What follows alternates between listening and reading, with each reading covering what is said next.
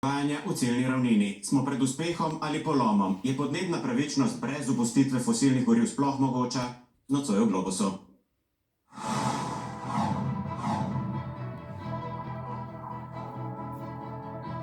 We simply have to get rid of fossil fuels.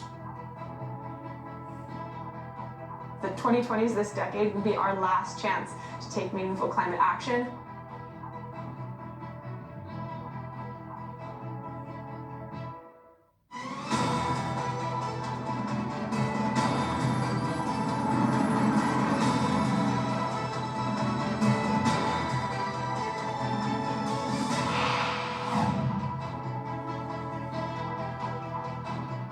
Dober večer. So podnebna pogajanja v Dubaju pred propadom ali lahko države v podaljšku še pridejo do kakšnega kompromisnega predloga dogovora, ki bi ohranil možnost za izpolnitev zastavljenih ciljev in preprečil podnebni zlom?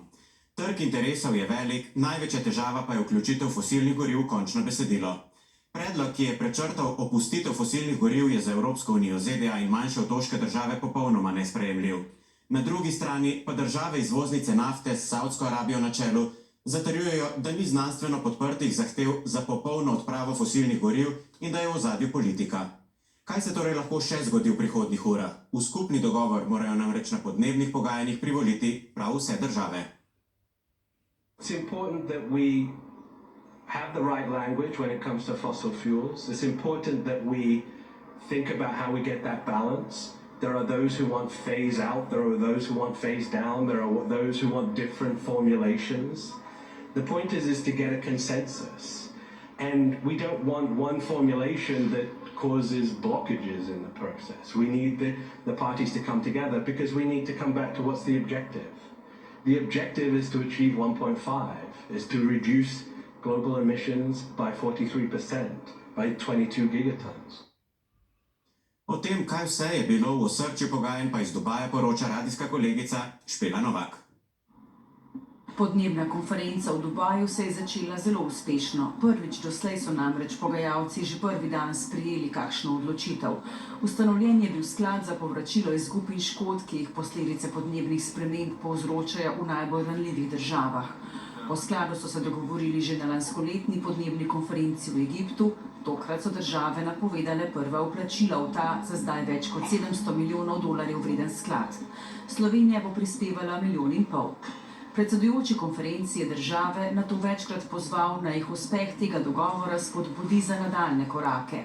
Let this COP be remembered as the collective COP, a COP that changed the game. Politične zaveze so jasne in opredeljene s pariškim sporazumom, ki govori o cilju 1,5 stopinje kot zgornji meji dviga povprečne globalne temperature do konca stoletja v primerjavi s predindustrijsko dobo. Za zdaj je jasno tudi, da smo še zelo daleč od tega cilja. Do leta 2030 bi morali izpuste toplogrednih plinov zmanjšati za 43% glede na leto 2019. A medtem ko izpusti še vedno naraščajo, tudi analize nacionalnih energetskih načrtov kažejo, da bomo svetovne izpuste do leta 2030 zmanjšali le za 2%. In tudi to le v predpostavki, da bodo države svoje načrte tudi v celoti uresničile.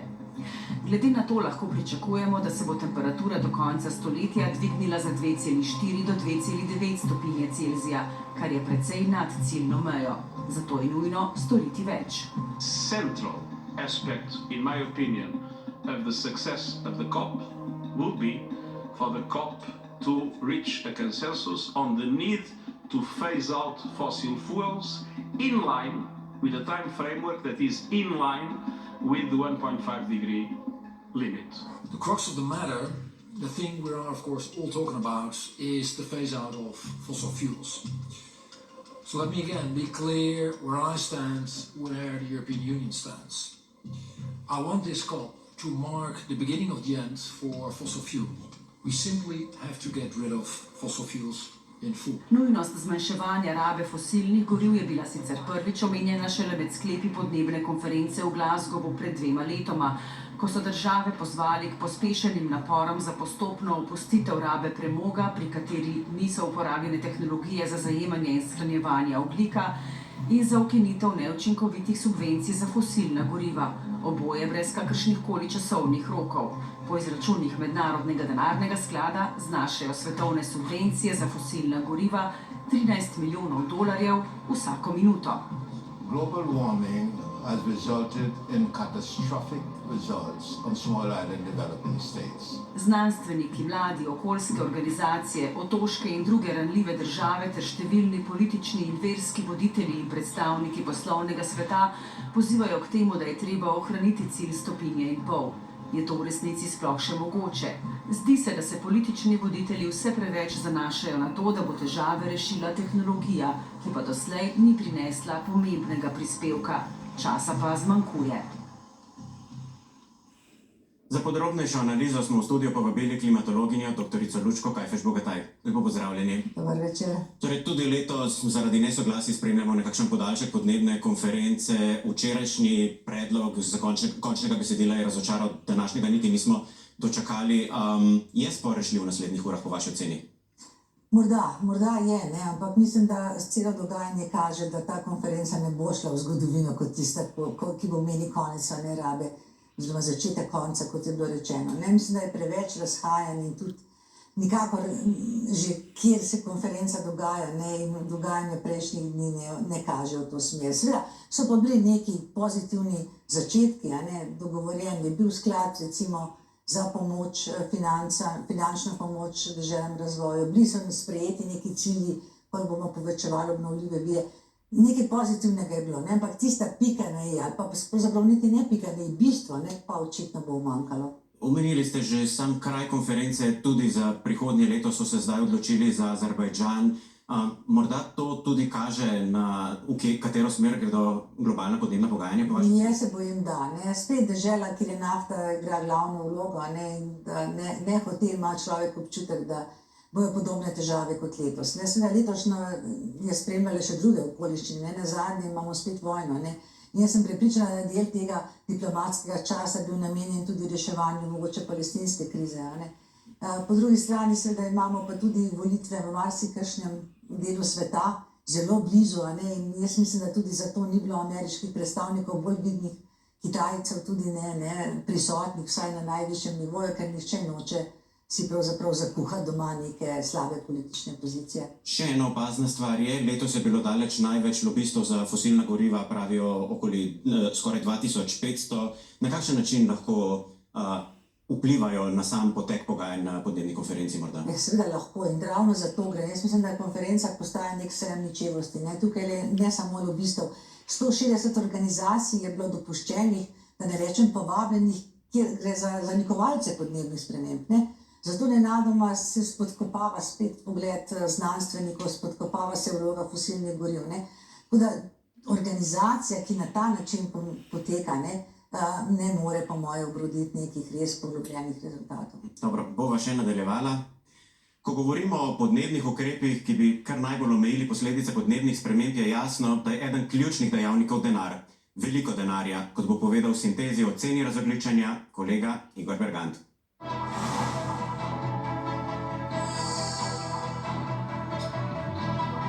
Lep pozdrav in opozorilo, v naslednjih minutah bomo govorili o visokih zneskih, zelo visokih. Denimo, kolikšna je oziroma bi bila cena popolnega razogljičenja sveta do leta 2050. Se pravi, koliko bi morali na svetu vložiti v proizvodnjo energije, transporta in industrijo, da bi bil svet leta 2050 popolnoma razogljičen. Strokovnjaki svetovalne hiše McKinsey so izračunali, da bi morali vsako leto dotlej na svetu v to vložiti dodatnih 3,5 bilijona ameriških dolarjev ali 3,25 bilijona evrov ali 3500 milijard dolarjev ali 35 in še 11 ničel. Skratka, veliko. No, ampak gre za vendarle 3,33% celotnega letnega bruto domačega proizvoda našega planeta. Se pravi, da bi šlo, a težava je, da na svetu doseganje tega cilja, torej popolnega razogljičenja do leta 2050, vlagamo premalo oziroma 60% od nujnih 3,5 bilijona dolarjev. Morda bo kdo rekel, zakaj je tako pomembna letnica 2050? Seveda je lahko tudi 2053 in 3/4, toda sredi tega stoletja bo v vsakem primeru lahko prepozno, da bi človeštvo s svojim ravnanjem obrnilo gibanje, ki vodi v njegovo oziroma naše popolno uničenje v naslednjih stoletjih. Da, velika svetovna gospodarstva imajo dokaj veliko potezne cilje. Evropska unija namerava v 7 letih do leta 2027 vložiti 1,8 bilijona evrov v okrevanje po epidemiji COVID-a in hkraten zeleni in digitalni razvojni preboj. Tretjina teh sredstev bo namenjena Evropskemu zelenemu dogovoru. Tretjina pa pomeni 600 milijard v 7 letih ali okroglo 85 milijard na leto. Je to dovolj? Predvsej bolj podjetni so v Združenih državah Amerike, kjer so letos dvignili raven tako imenovanih čistih naložb, se pravi v razogljičenje z lanskih 155 milijard dolarjev na 213 milijard, torej 2,5-krat več, kot je letno povprečje v Evropski uniji. Kaj pa denimo Kitajska? Njen pristop je zelo zanimiv. V tej državi načrtujejo rast ogljičnega odtisa do leta 2030 in šele potem hitro razogljičenje, ki naj bi ga dosegli leta 2060. Ocene skupnih vlaganj v razogljičenje so različne od 14 do 70 bilijonov ameriških dolarjev ali v povprečju med 400 milijardami in 2 bilijonoma dolarjev na leto, torej daleč največ med vsemi. Toda te ocene so tudi najbolj negotove in nejasne. Dejstvo je torej, da na svetu prepočasi ukrepamo in premalo vlagamo v razogljičenje.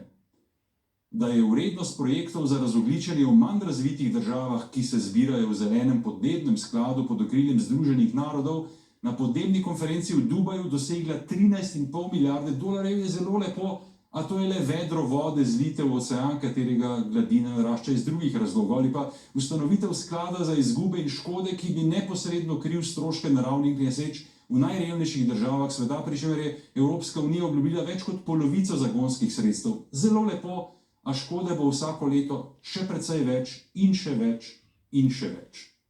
Zaradi posledic podnebnih sprememb ta čas neposredno trpi milijarda ljudi od skupno 8 na tem planetu. Cena je že zdaj neizmerna in bo, če se ne bomo spametovali in prišli k odločnejšemu ukrepanju ter spremembam gospodarjenja in vsakodnevnega življenja, dokončna. Nekaj generacij bo še lahko životarilo na tej naši zemlji, a človeštvo čez čas vsega tega ne bo zmožno preživeti. In pika.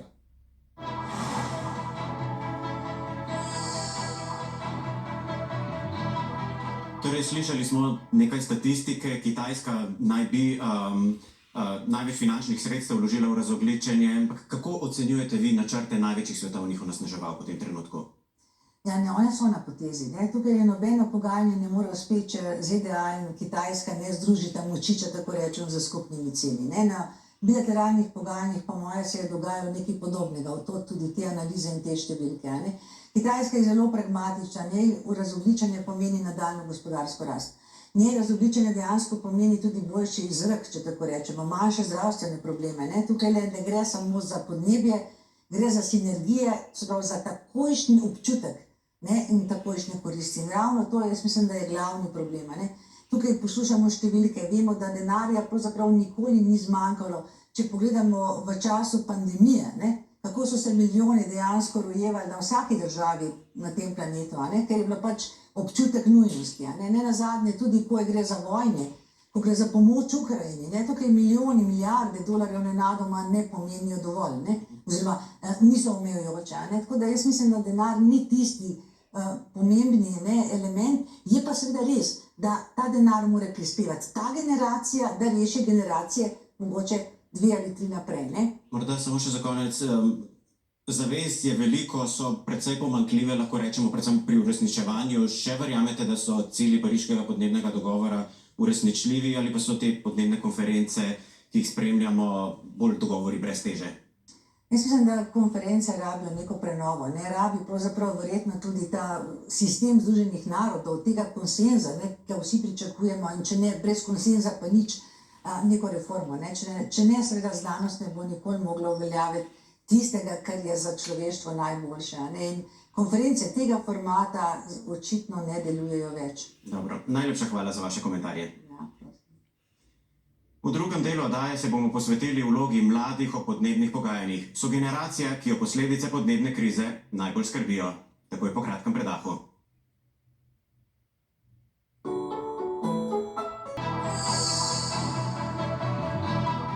V Nadaljujemo Globus. Podnebna politika je politika skrbi za prihodnje generacije. Na svetu imamo zdaj največjo mlado generacijo v zgodovini, saj je 1,8 milijarde zemljanov starih od 10 do 24 let. Tistih torej, ki bodo občutili posledice dejanj današnjih odločevalcev. Mladi se vse bolj zavedajo tveganj, ki jih prinaša podnebna kriza, zato so, ne le v Dubaju, ampak v zadnjih letih tudi sicer, med odločnejšimi zagovorniki podnebnih ukrepov. Žiga Podkrižnik. People are suffering from both war and climate change. The world is drowning in fossil fuels. We need to finally move away from oil, coal and gas completely. Podnebna kriza se poglablja, glasovi mlade generacije so zato vse glasnejši, njen podnebni aktivizem vse odločnejši. This is the hottest year on record, and it's going to be the coolest year for the rest of our lives, and we can't keep expanding fossil fuels. Mladi zagovorniki podnebne pravičnosti na ulicah opozarjajo odločevalce, da je treba storiti več. Povezujejo se v različna združenja, kot so na primer Mladi za podnebje, Generacija Z za prihodnost in Nič ur. Mlade po vsem svetu spodbujajo k zavzemanju za spopad s podnebno krizo. People on the front lines of the climate crisis have been experiencing the first-hand consequences of it. For decades now, the people in power have not been listening. Greta Thunberg je ena izmed najbolj znanih podnebnih aktivistk na svetu. Švedinja je leta 2018 pri svojih 15 letih organizirala prvi shod. Po njenem zgledu protesti, imenovani Petki za prihodnost, še danes potekajo po vsem svetu. It's a way for youth to show that we're not going to continue with business as usual. We're not happy with how it's going. We need something to change. V Sloveniji v gibanju Mladi za podnebno pravičnost trdijo, da država ne naredi dovolj na tem področju. Priporočila, kot sta zmanjšana uporaba plastike in elektrifikacija prometa, po njihovem mnenju ne zadoščajo. Mi se zavzemamo za kakovosten javni potniški promet in kakovostne javne storitve in javno potrošnjo, namesto potrošnjo na trgu, kakor jo zdaj poznamo. Tudi od podnebne konference v Dubaju si mladi aktivisti niso obetali prav veliko. Vidimo, da vse te organizacije nimajo nobenih vzvodov moči, v smislu vse samo na nivoju nekih deklaracij in takih stvari nimajo, torej načina, mehanizma, kako bi prisilile države članice v neke konkretne aktivnosti. Kljub črnim obetom glede prihodnosti pa jih navdaja optimizem, da se še lahko izognemo najhujšim posledicam podnebne krize. Zato se bodo še naprej borili. Navadni ljudje nimamo medijev, nimamo denarja za ne vem karkoli in vse, kar imamo, so pač naša telesa, naši glasovi in jih moramo izkoristiti. The 2020s, this decade, will be our last chance to take meaningful climate action, so don't listen to people who say that there's no hope. Uresničitev vseh njihovih zahtev ne bo lahka, a brez konkretnih predlogov in rešitev, tudi mladih generacij, se bo podnebna kriza le še poglobila. In Slovenija ima v Dubaju prvič tudi svojega mladinskega podnebnega delegata Roka Dolenca, ki je sodeloval pri mednarodnih pogajanjih. Lepo pozdravljeni, prvič ste sodelovali na podnebni konferenci Združenih narodov. Kakšna je bila vaša vloga pri podnebnih pogajanjih? Ja, moja glavna vloga je nekako, da predvsem, da v pogajanja vnesem mladinsko perspektivo oziroma da vzpostavim pričakovanja in pa tudi zahteve, ki jih imamo mladi. Pri tem bom rekel, da kar ključno vlogo igra tudi povezovanje z ostalimi mladimi, predvsem mladinskimi delegati iz evropskih držav, s katerimi smo tudi nekako sooblikovali skupna stališča, ki jih potem enotno zastopamo in na pogajanjih, kot tudi na sestankih z različnimi deležniki, predvsem z Evropsko komisijo in pa španskim predsedstvom. Ker je nekaj, če sam zastopam stališča, čisto druga zgodba pa je, če se mladi skupaj združimo in ta stališča zastopamo enotno, odpre se veliko več vrat in tudi veliko več ljudi prisluhne. Pa je glas mladih slišan ali prepogosto preslišan, ko govorimo o podnebnem ukrepanju? Ja, se mi zdi, da je zagotovo glas mladih slišan. Tudi v okviru delegacij, se pravi predvsem držav Evropske unije, tudi Evropska unija na ravni, se pravi na pogajalski ravni zagovarja enaka stališča kot mi, oziroma vsaj podobna, želi si večjo ambicijo, želi si tako imenovani phase out of fossil fuels, ta opustitev fosilnih goriv. Tako da se mi zdi, da je glas mladih slišan. Upam pa, da bo glas Evropske unije kot take slišan potem na pogajanjih in s tem tudi glas mladih. Ste ob srečanjih v Dubaju slišali kakšne ideje, ki bi jih po vašem mnenju lahko peljali tudi v slovensko podnebno politiko?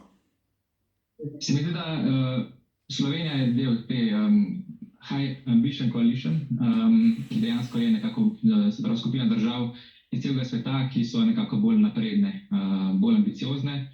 Tako da se mi zdi, da Slovenija bi lahko bila mogoče drugim državam tudi zgled. Bomo videli, kaj bo zdaj v novem podnebnem zakonu, kako se bo tam besedilo končno, kakšno bo.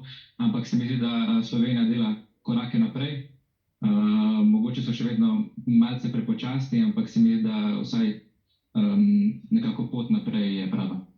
Še to smo pred koncem podnebne konference, ste zdaj bolj ali manj optimistični, da bo svetu uspelo uresničiti ključne podnebne zaveze, da prepreči podnebni zlom? V situaciji trenutno, ker še čakam tisto zadnjo verzijo teksta, sem še malce optimista. Upam, da vseeno bo ta koalicija bolj ambicioznih držav nekako pritisnila tiste, ki trenutno zavirajo ta preboj oziroma to besedilo na področju opuščanja fosilnih goriv, ker ta opuščanje fosilnih goriv ni nekaj, kar bi prišlo iz zraka, niso nekaj, kar bi se spomnile zahodne države, ampak je nekaj, kar nam zapoveduje znanost. In upam, da bodo to nekako spoznale tudi tiste države, ki trenutno blokirajo nekako bolj ambiciozen jezik glede opuščanja fosilnih goriv. Dobro, hvala lepa za sodelovanje v oddaji in pozdrav v Dubaj.